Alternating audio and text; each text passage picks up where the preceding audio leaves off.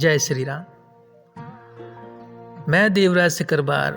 मैंने थोड़ा सा एक संदेश लिखा है कविता के माध्यम से उन लोगों के लिए जो बच्चे अपना भविष्य बेकार कर रहे हैं, फालतू लोगों को डरा रहे हैं, धमका रहे हैं। वो सोच रहे हैं कि हम योद्धा बन जाएंगे बहुत बड़े। वो योद्धा नहीं है, वो मेरी नज़र में डरपोक है। अच्छा, जो लोग इन्हें सपोर्ट करते हैं उन लोगों से भी मैं कुछ कहना चाहूँगा इस कविता के माध्यम से। ध्यान से सुने, इसमें मैं सलाह भी दूंगा, चेतावनी भी दूंगा। सुनिए। पता है मुझे बहुत यहाँ गर्मी पड़त गर्म मिजाजी लोग, बात बात पे बनते हैं गोली के संयोग। पर इनसे डरने की कोई जरूरत नहीं है जो तानते हैं बात बात पे तोप। वो वीरता इसी में समझते हैं। वो समझते हैं कि हम बहुत बड़े योद्धा हो गए, बहुत बड़ी वीर हो गए। वीर कौन है? मैं बताता हूँ आपको वीर कौन है। दम है तो अपनी वीरता से किसी के प्राण बचा लो, कि वीर हो तो बंदूक की गोली से किसी की टूटी किडनी जोड़ दो। वीर योद्धा हो तो कैंसर पीड़ितों को नया जीवन दे डालो। वरना सीधी सी बात है, यदि मान जाओ कि हो डरपोक बहुत, घोंचो भी तुम यह मान जाओ।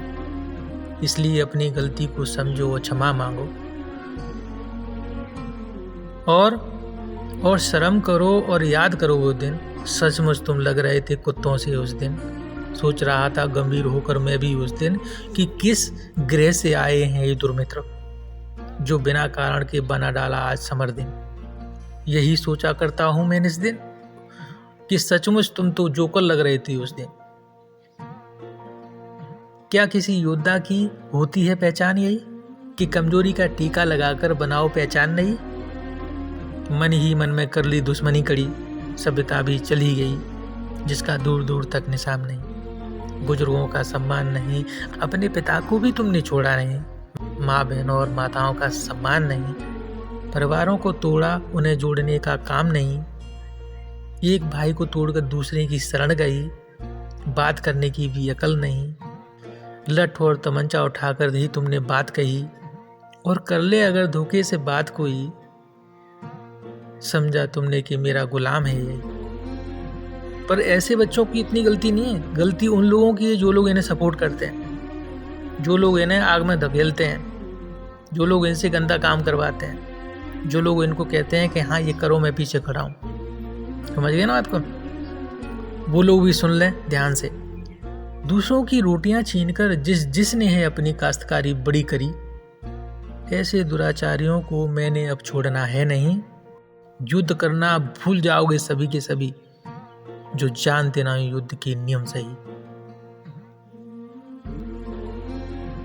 फिर भी मेरी तुम बात सुनो। जिन बुजुर्गों को तुमने है चोट पहुंचाई, उनके अब तुम पैर पड़ो। जो धकेल रहे हैं दलदल में तुमको, साथ उनका छोड़ दो। अच्छे कुल और स्वच्छ समाज का अब साथ मिल निर्माण करो। पूर्वजों की मिट्टी में कचरा ना डालो तुम, वह चंदन है अब उसे माथे धरो। पढ़ने लिखने की उम्र में जो शौक तुमने हैं पाले, लगता है कायरों की कायरता के तुमने हैं समाचार पढ़ डाले। सोचो, जिन चीजों पे तुम झगड़ रहे हो, जिन चीजों के लिए तुम इतने परेशान हो रहे हो, सुनो उसके बारे में भी सुनो।